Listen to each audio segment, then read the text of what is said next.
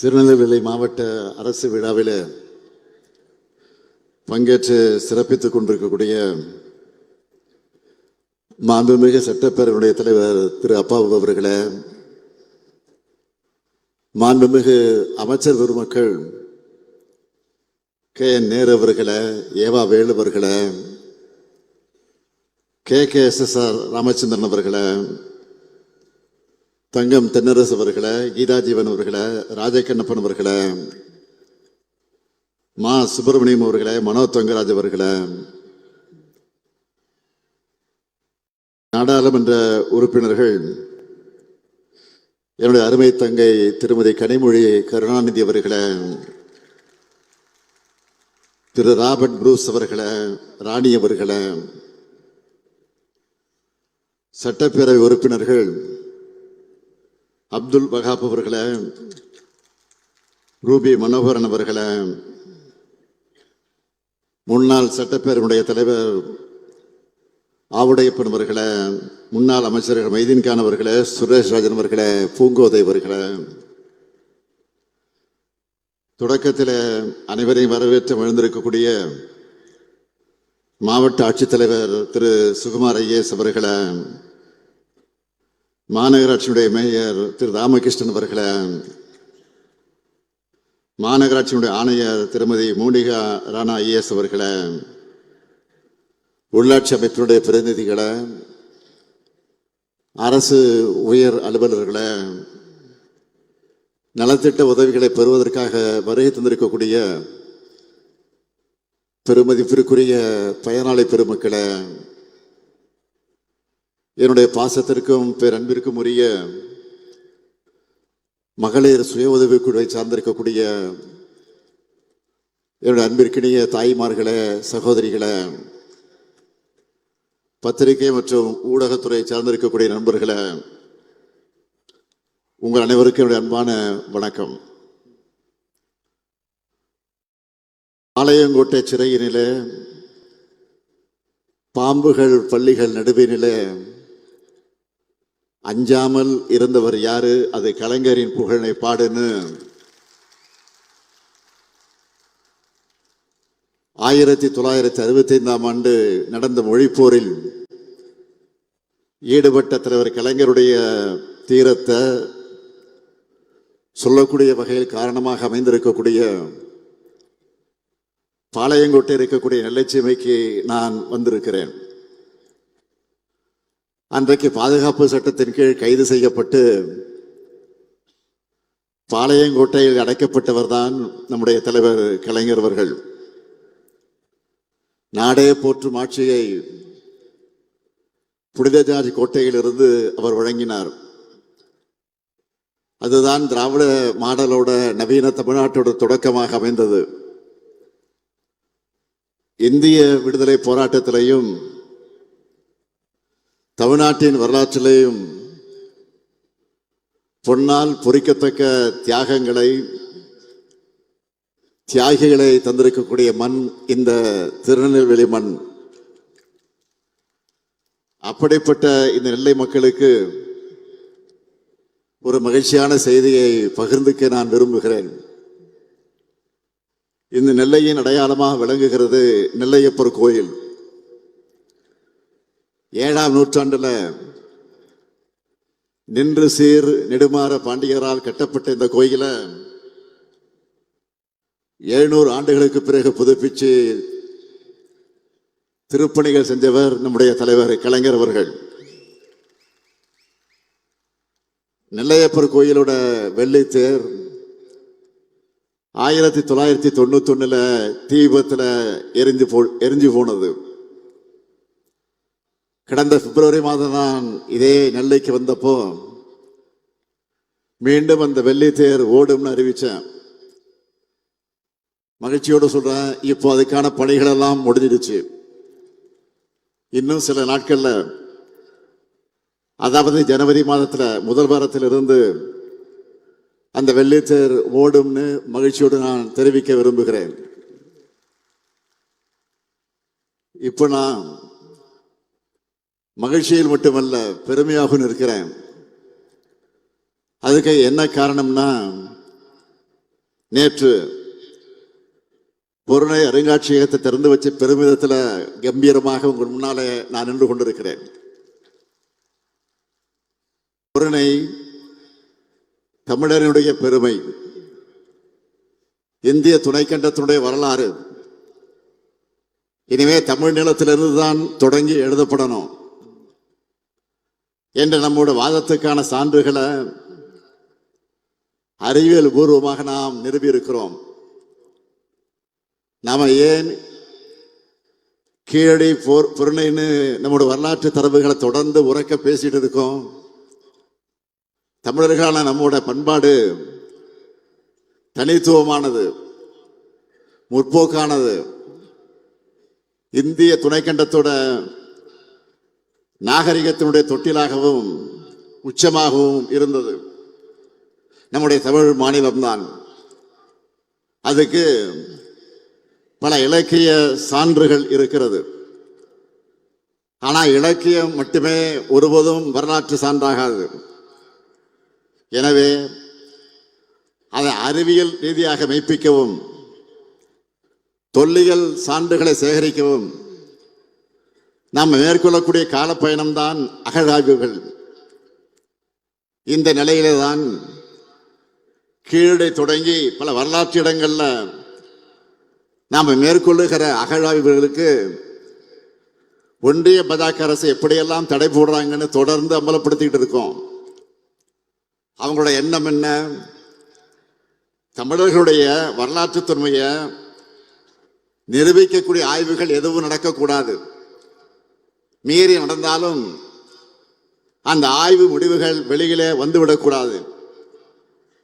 இப்படிப்பட்ட எண்ணம் கொண்ட தமிழ் மீதும் தமிழக மீதும் வெறுப்போடு செயல்படுகிற எதிர்த்துத்தான் நாம் இன்றைக்கு உறுதியோடு எதிர்த்து போராடிக்கிட்டு இருக்கிறோம். இல்லாத சரஸ்வதி நதி நாகரிகத்தை தேடி அலைகிறவங்களுக்கு கண் முன்ன நாம் வெளியிடுகிற ஆய்வுகள் தெரிகிறது இல்லை. அதுக்காக நாம் சோர்ந்து போய்விட முடியுமா? நம்முடைய கடமையிலிருந்து நாம் பின்வாங்க முடியுமா? நம்முடைய வரலாற்றை விட்டு கொடுத்துட முடியுமா? நிச்சயம் முடியாது. 2000 ஆண்டுகால சண்டை இது. இதுல நாம் தோற்ற மாட்டோம். நாமும் தொடர்ந்து அடுக்கடுக்கான சான்றுகளை வெளியிட்டுக் கொண்டே இருக்கிறோம். சான்றுகளை ஆய்வறிக்கைகளை வெளியிட்டா மட்டும் போதுமா? அறிவு தரத்தில் போராடி கொண்டிருந்தால் போதுமா? அதையெல்லாம் மக்கள் மன்றத்தில் கொண்டு வந்து வைத்து இன்றைக்கு அந்த பணியை நிறைவேற்றி கொண்டிருக்க. அதற்காகத்தான் அருங்காட்சியகங்களை அமைச்சுக்கிட்டு இருக்கோம். 13 ஏக்கர் நிலப்பரப்பில் 54,296 சதுரடி பரப்பளவில் பொருணை அருங்காட்சிய அரங்கத்தை நான் திறந்து வச்சேன். தமிழ்நாட்டின் முதலமைச்சரா, தமிழ்நாட்டினுடைய தலைமை இயக்கமான திராவிட முன்னேற்ற கழகத்தின் தலைவராக மட்டுமல்ல, ஒரு தமிழனாகவும் நான் இன்றைக்கு பெருமைப்படுகிறேன். நான் இங்கே கேட்க விரும்புவது, உரிமையோடு உங்களை எல்லாம் பார்த்து கேட்க விரும்புவது, நீங்க எல்லாரும் குடும்பத்தோட போய் இந்த அருங்காட்சியகங்களை பார்க்கணும். பார்ப்பீங்களா? பார்த்தே தீரணும். இந்த நேரத்தில் இன்னொரு விஷயத்தை நான் குறிப்பிட்டாகணும். கடந்த 2021ஆம் ஆண்டு ஒன்றிய பட்ஜெட்டில் ஆதிச்சநல்லூர் அருங்காட்சியகம் அமைக்க அறிவிப்பு வந்துச்சு. அந்த பணிகள் இப்ப எந்த நிலையில் இருக்கு? இன்னும் அதற்கான பணிகள் எதுவும் தொடங்கல. ஆனா நாம் ஆட்சி பொறுப்புக்கு வந்த பிறகு தமிழ்நாடு தொழில் துறை சார்பில் சிவகளை உள்ளிட்ட அகழாய்வுகளை மேற்கொண்டு இப்போ உலகமே திரும்பி பார்க்கக்கூடிய அளவுக்கு பொருணை அருங்காட்சியகத்தை உருவாக்கி இருக்கிறோம். அதனால இந்த நேரத்தில் மாண்புமிகு மோடி அவர்களையும், மாண்புமிகு நிதியமைச்சராக இருக்கக்கூடிய திருமிகு நிர்மலா சீதாராமன் அவர்களையும் தமிழ்நாட்டில் கட்டியிருக்கக்கூடிய பொருணை அருங்காட்சியகத்துக்கு, கீழடி அருங்காட்சியகத்துக்கு வந்து பார்க்கணும். இந்த கூட்டத்தின் மூலமாக, இந்த விழாவின் மூலமாக நான் அன்போடு அவர்கள் அழைக்கிறேன். நீங்க வந்து பார்த்தாதான் தமிழருடைய நாகரிகத்தை எந்த அளவுக்கு தொன்மை கொண்டதுன்னு தெரியும். இதை மிகச்சிறப்பாக உருவாக்கி இருக்கக்கூடிய நம்முடைய மாண்புமிகு நிதியமைச்சர் தங்கம் தென்னரசு அவர்களுக்கும், கட்டி எழுப்பியுள்ள மாண்புமிகு அமைச்சர் ஏவா வேலு அவர்களுக்கும், அரசு அலுவலர் அனைவருக்கும் என்னுடைய பாராட்டுக்களை, வாழ்த்துக்களை நான் தெரிவித்துக் கொள்ள விரும்புகிறேன். அமைச்சர் தங்கம் தென்னரசு அவர்கள் தமிழ் ஆர்வலர், தொல்லியல் ஆய்வாளர், இயற்கையின் காதலர்னு பன்முகம் கொண்டவர். அவர் இப்படி தமிழ் மேலையும் தொல்லியல் துறையிலையும் பர்சனலா ஆர்வம் கொண்ட ஒருத்தர் இந்த துறைக்கு அமைச்சராக கிடைத்திருப்பதிலே நான் மிகுந்த மகிழ்ச்சி அடைகிறேன். அதேபோல் தொல்லியல் துறையினுடைய செயலாளராக இருக்கக்கூடிய நிதித்துறையினுடைய செயலாளர் திரு உதயசந்திரன் ஐஏஎஸ் அவர்களும், அவரும் ஒரு தொல்லியல் ஆய்வாளர் தான். தமிழ்நாட்டு தனிப்பெருமையை உலகம் ஏற்றுக்கொள்ளக்கூடிய வகையில் உயர்த்தி காட்ட வேண்டும் என்று அக்கறை கொண்டவர் உதயசந்திரன் அவர்கள். இப்படிப்பட்ட ரெண்டு பேரும் சேர்ந்து ஏற்கனவே கீழடி அருங்காட்சியகத்தை உருவாக்கி பார்வையாளர்கிட்ட அது செம்ம இட்டாயிருக்குது. இப்போ பொருளை அருங்காட்சியகத்தை உருவாக்கி தமிழ் சமுதாயத்துக்கு ஒரு மாபெரும் வரலாற்று கடமையை ஆற்றியிருக்காங்க. நம்முடைய திராவிட மாடல் அரசு என்பது ஒரு கட்சியின் அரசு அல்ல, இனத்தினுடைய அரசுன்னு நான் தொடர்ந்து சொல்கிறேன். அதுக்கான பெருமைமிகு சாட்சி தான் கீழடியும் இங்கே அமைந்திருக்கக்கூடிய பொருணை அருங்காட்சியகம். வெளியில நம்ம எதிர்க்கக்கூடியவங்க, விமர்சனம் செய்யக்கூடியவங்க, தமிழனால திமுக தாயா வேற யாராலையும் இதையெல்லாம் யோசிக்க முடியாதுன்னு மனசுக்குள்ள நிச்சயம் பாராட்டி கொண்டிருப்பாங்க. அது மட்டுமா, இன்றைய தினம் 235 கோடிய 94 லட்சம் 235 கோடிய 94 லட்சம் மதிப்பில் 33 முடிவுற்ற பணிகளை நெல்லை மாவட்டத்தினுடைய மக்களுக்காக நான் திறந்து வைத்திருக்கிறேன்.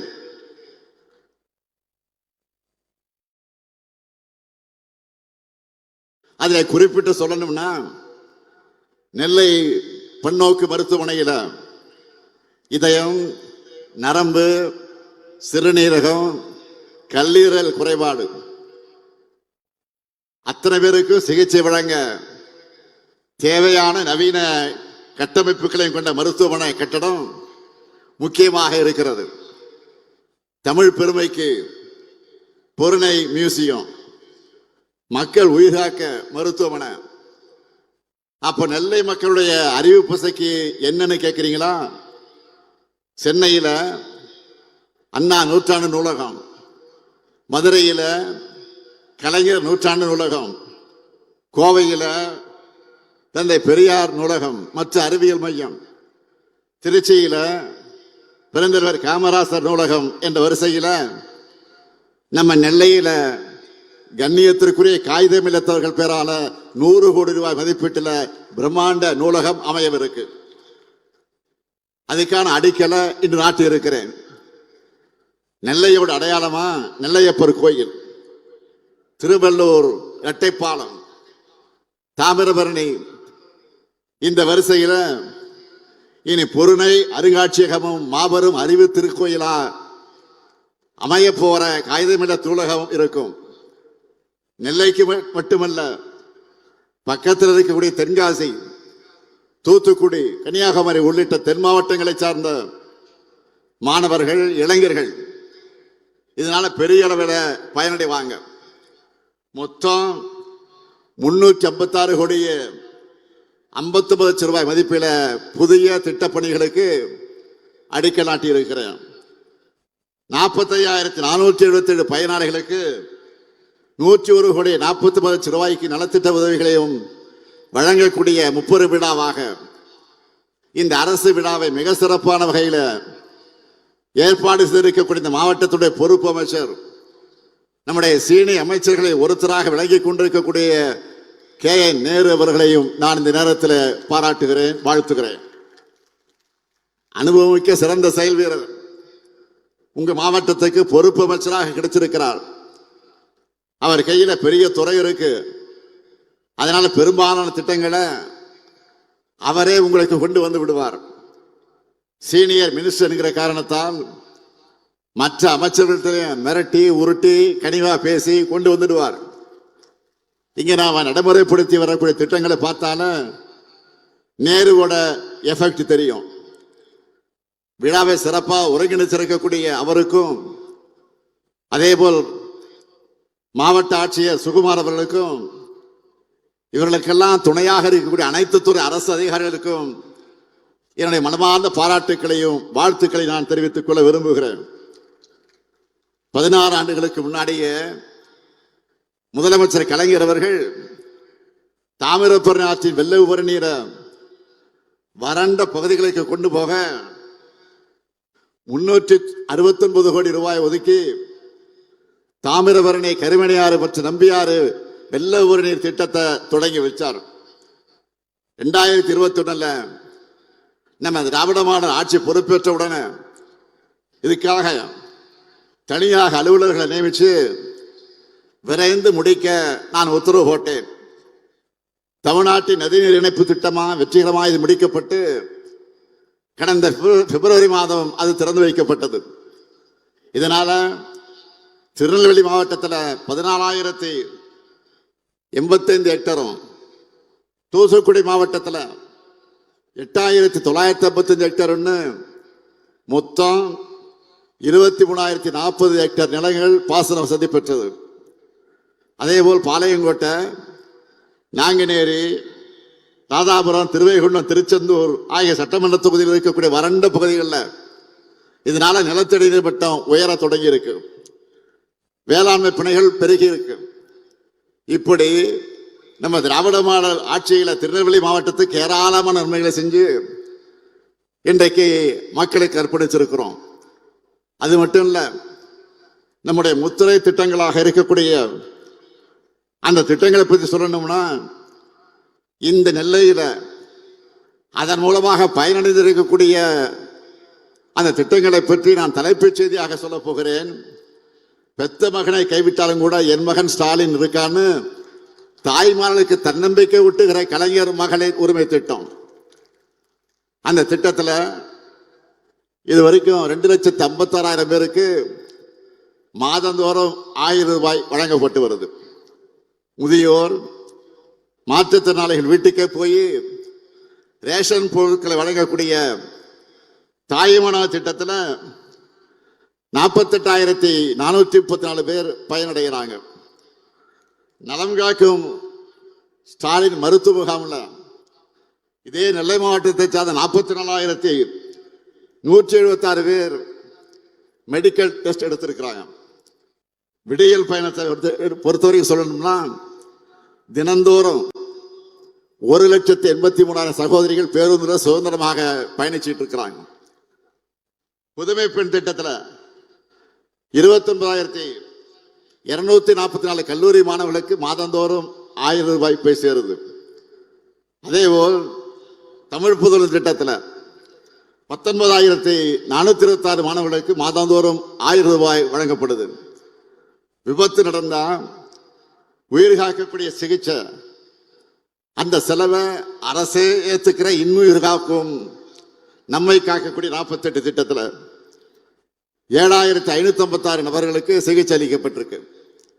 முதலமைச்சருடைய விரிவான மருத்துவ காப்பீட்டு திட்டத்தின் கீழ 1,40,000 பேர் இதுவரை பயனடைந்திருக்கிறாங்க. இதுவரை இல்லாத அளவுக்கு 91,227 குடும்பங்களுக்கு வீட்டு மனை பட்டாக்களை வழங்கி இருக்கிறோம். இதெல்லாம் மாநில அரசினுடைய முத்திரை திட்டங்கள்.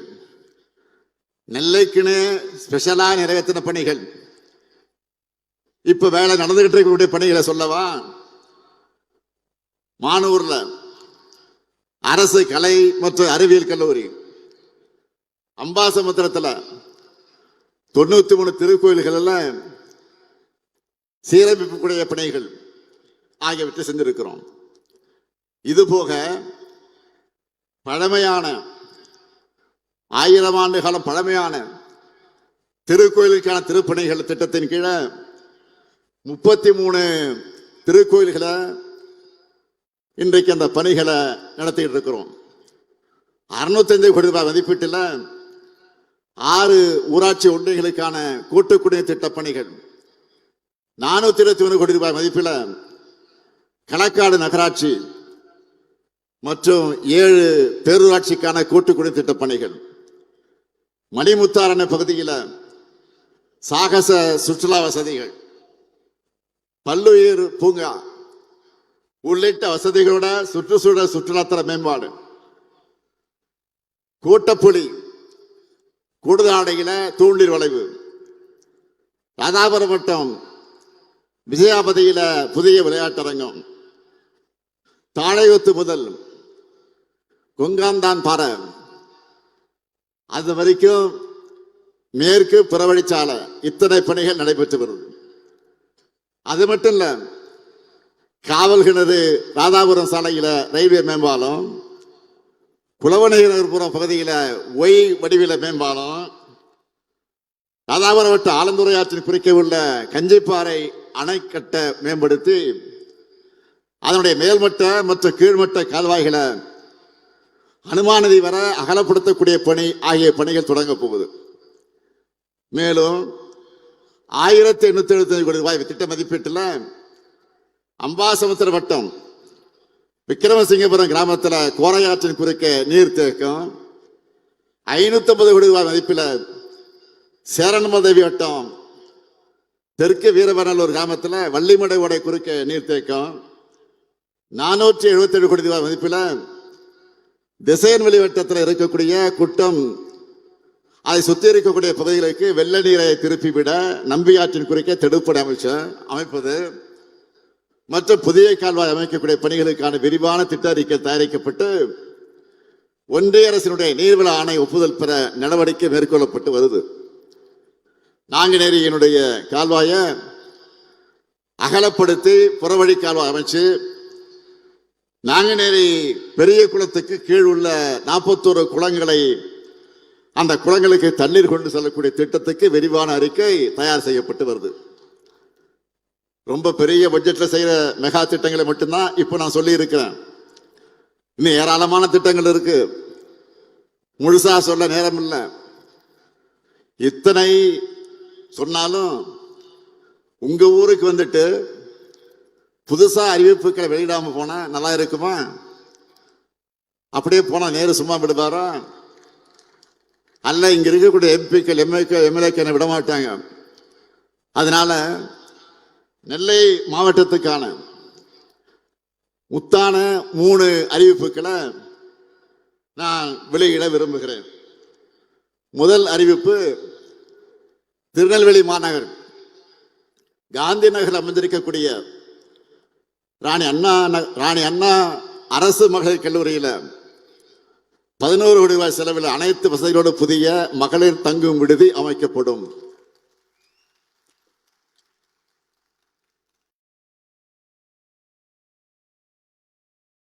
இரண்டாவது அறிவிப்பு, சேரன்மாதேவி வட்டம் முக்கூடல் பாப்பாக்குடி கிராம விவசாயிகள் பயன்பெறக்கூடிய வகையில் காங்கேயன் கால்வாய் மற்றும் வெள்ளோடையை மேம்படுத்தக்கூடிய பணிகள் 4 கோடியே 1 லட்சம் ரூபாய் மதிப்பீட்டில் மேற்கொள்ளப்படும். மூன்றாவது அறிவிப்பு, நாங்குநேரி மற்றும் ராதாபுரம் வட்ட விவசாயிகளுடைய கோரிக்கை ஏற்று 5 கோடி ரூபாய் செலவில் வள்ளியூர் பெரியகுளம் மற்றும் வள்ளியூரான் கால்வாய் ஆகியவை புனரமைக்கப்படும் என்று மகிழ்ச்சியோடு தெரிவிக்கிறேன்.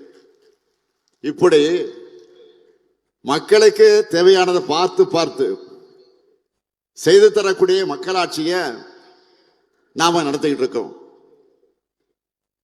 இதுக்கு அப்படியே நேர்மாறாக மக்கள் விரோத ஆட்சியா ஒன்றிய அரசு இன்றைக்கு நடைபெற்றுக் கொண்டிருக்கு. இந்திய கிராமங்களுடைய உயிர்நடையாக இருந்து பல கோடி ஏழை மக்களுடைய வறுமையை போக்கின மகாத்மா காந்தி 100 நாள் வேலை திட்டத்தை இப்போ பாஜக அரசு திட்டமிட்டு முடக்கி இருக்கிறாங்க. மகாத்மா காந்தியுடைய பெயரையே நீக்கி பெரும்பாலான இந்திய மக்களுக்கு புரியாத இந்தி பேரை வேற வச்சிருக்கிறாங்க. மதச்சார்பின்மை, ஒற்றுமை என்ற சொற்கள் அது பாஜகவுக்கு பிடிக்காது. அதனால அதையெல்லாம் வாழ்நாளெல்லாம் வலியுறுத்தின காந்தியை அவங்களுக்கு பிடிக்காது. உலகம் முழுக்க இந்தியாவோட அடையாளமா இருக்கிற தேசத்தந்த காந்தியோட பேரையே இன்றைக்கு நீக்கி இருக்கிறாங்க. காந்தியோட பேரை நீக்கினது மட்டும் இல்ல, 100 நாள் வேலை திட்டத்தின் உண்மையான நோக்கத்தையே காலி பண்ணிட்டாங்க, அழிச்சிட்டாங்க, அழிக்கிறாங்க. கடந்த 10 ஆண்டுகளா இந்த திட்டத்தை பல்வேறு கோணங்கள்ல கெடுத்தாங்க, பல வகைகளை நாசப்படுத்தினாங்க. ஆட்களை குறைச்சாங்க, வேலை நாட்களை குறைச்சாங்க, சரியாக சம்பளம் தரல, சரியா அங்கிருந்து முறையாக வர வேண்டிய நிதி ஒதுக்கீடு செய்யல. இன்னும் சொல்லணும்னா ஒன்றிய அரசு தர வேண்டிய நிதியை கூட மாநில அரசு தான் அந்த நிதியை சமாளிச்சு தந்தோம். இப்படி கொஞ்சம் கொஞ்சமாக நாசம் பண்ண அந்த திட்டத்துக்கு இப்ப மொத்தமா மூடு விழா நடத்திட்டாங்க. இனிமே மாநில அரசு 40 விழுக்காடு நிதி தரணுமா? ஏற்கனவே நிதி நெருக்கடி உருவாக்கி நிதி ரிலீஸ் பண்ணாம நிறுத்தி வச்சு நம்ம முடக்க பார்க்கிறவங்க இப்போ கூடுதல் சுமைய நம்ம தலையில கட்டுறாங்க. அறுவடை காலங்கள்ல 60 நாட்கள் வேலை எதுவும் வழங்கப்படாதுன்னு வேற மாற்றம் செஞ்சிருக்கிறாங்க. இதனால் வேளாண் பணி செய்தவங்க வாழ்வாதாரம் பெரிய அளவில் பாதிப்பை சந்திக்கிறாங்க. மொத்தத்தில் ஏழைகளுக்கு ஒன்றிய பாஜக அரசுக்கும் எந்த சம்பந்தமும் இல்லைன்னு கை கழுவி இருக்கிறாங்க. நாடாளுமன்றத்திலையும் இதை பற்றி முறையாக விவாதிக்காம அக்கிரமம் பண்ணாங்க, நிறுத்திட்டாங்க. இதோட விளைவுகள் யாரும் இது நினைச்சு பார்க்க முடியாத அளவுக்கு மோசமாக இருக்கிறது. அதனால அரசியல் இயக்கங்கள் எல்லாம், செயற்பாட்டாளர்கள், உலக புகழ்பெற்ற பொருளாதார அறிஞர்கள், நோபல் பரிசு பெற்றிருக்கக்கூடிய வல்லுநர்கள் எல்லாம் பலரும் ஒன்றிய பாஜக அரசு முடிவு எதிர்த்து குரல் கொடுத்திருக்கிறாங்க. இது ஒரு வரலாற்று தவறுன்னு எச்சரிக்கை மணியை ஒழிச்சிருக்கிறாங்க. இந்த நிலையிலே தான் வருகிற 24ஆம் தேதி 100 நாள் வேலை திட்டத்தை நிறுத்துறதுக்கு எதிராக நம்முடைய திராவிட முன்னேற்ற கழகத்தின் தலைமையில் அமைந்திருக்கக்கூடிய மதச்சார்ப கூட்டணியின் சார்பில் தமிழகம் முழுவதும் ஒன்றிய முழுவதுமாக நாம் ஒரு மிகப்பெரிய ஆர்ப்பாட்டத்தை நடத்த வேண்டும் என்று அறிவிச்சிருக்கிறோம். ஆனா இதை பத்தி மூச்சு விட கூட விட முடியாமல் இருக்கிறார். யாரு? போலி விவசாயி பழனிசாமி. உண்மையான விவசாயியும் நான் தான் விவசாயின்னு சொல்றாரு. நானும் கேடிதான், நானும் திருடன் தான் சொல்லி சொல்ற மாதிரி நானும் விவசாயி தான் சொல்லிக்கிட்டே இருக்கிற இது வரைக்கும் வாய்த்து இருக்கல. ஏற்கனவே விவசாயிய உரிமையை பறிக்க அவங்களால நடுத்துறை நிறுத்தி பெரிய போராட்டத்தை நடத்தினாங்க. எதுக்கு? 3 வேளாண் சட்டத்தை பாஜக அரசு கொண்டு வந்துச்சப்போ அதுக்கு பாஜக காரங்களெல்லாம் மூக்கு மேல விரல் வைக்கக்கூடிய அளவுக்கு முட்டு கொடுத்தார். யாரு? பழனிசாமி. என்ன சொன்னாரு? நியாயப்படுத்தினாரு. போராடுறவங்கெல்லாம் புரோக்கர்னு சொன்னாரு. அது மட்டுமா, சிறுபான்மையினருக்கு, இலங்கை தமிழர்களுக்கு எதிரான குடியுரிமை திருத்த சட்டத்தை பாஜக கொண்டு வந்தப்போ நாடு முழுக்க போராட்டம் நடந்துச்சு. ஆனா இதனால எந்த முஸ்லீமும் பாதிக்கப்பட மாட்டார் மனசாட்சி இல்லாம சொன்னவர் யாரு? பழனிசாமி. இந்த துரோக லிஸ்ட்ல லேட்டஸ்டா அடிஷனலா 100 நாள் வேலை திட்டம் சேர்ந்திருக்கு. பாஜக அரசு பல கோடி ஏழை மக்களோட வயிற்றுல அடிக்கிறப்ப கூட அதை எதிர்க்க துடைச்சல் இல்லாம அநியாயத்துக்கு துணை போகிற இந்த செயலை மக்கள் மறக்கவோ மன்னிக்கவோ மாட்டாங்க. எனவேதான் மக்கள் சக்தியின் துணையோடு இந்த சட்டத்தையும் திரும்ப பெற வைப்போம். இது எங்களுடைய லட்சியம். ஜிஎஸ்டி அடாவடி ஆளுநர், மெட்ரோ நிராகரிப்பு அப்படின்னு ஒன்றிய பாஜக எத்தனை நெருக்கடிகள் ஏற்படுத்தினாலும் போராடி வாதாடி திட்டமிட்டு அனைத்து வகையிலும் தமிழ்நாட்டை முன்னேறிய மாநிலமாக நாம் உயர்த்தி காட்டிக் கொண்டிருக்கிறோம். இந்தியாவிலேயே நம்பர் 1 மாநிலம்னு நாம சொல்லல, ஒன்றிய அரசின் அறிக்கையிலேயே அறிவிச்சிருக்கிறாங்க. நம்ம எதிர்க்கிறவங்க கூட மறக்க முடியாத அளவுக்கு வெற்றி என்பதுதான் திராவிட மாடல் கெத்து. அடுத்து அமைய போறது நம்முடைய ஆட்சி தான். உறுதியா சொல்றேன், திராவிட மாடல் 2.0 இன்னும் பல மகத்தான திட்டங்கள் வரப்போகுது. கலைஞர் மகளிர் உரிமை தொகையை இதுவரை 1,13,00,000 சகோதரிகளுக்கு கொடுத்துட்டு இருந்தோம். இந்த மாசத்திலிருந்து கூடுதலா எவ்வளவு கொடுக்கிறோம்? 16 லட்சம் பேருக்கு அதிகமாக மாசம் 1000 ரூபாய் கொடுக்கிறோம். நம்முடைய திட்டத்தை இந்தியாவில் பல மாநிலங்களை ஃபாலோ பண்ண ஆரம்பிச்சிட்டாங்க.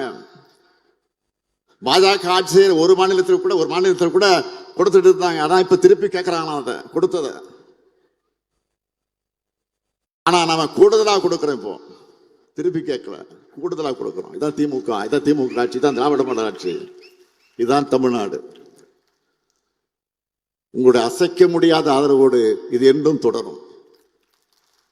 எத்தனை தடைகள் வந்தாலும் திராவிட மாடலால் தமிழ்நாடு வெல்லும், தமிழ்நாடு வளரும். நன்றி.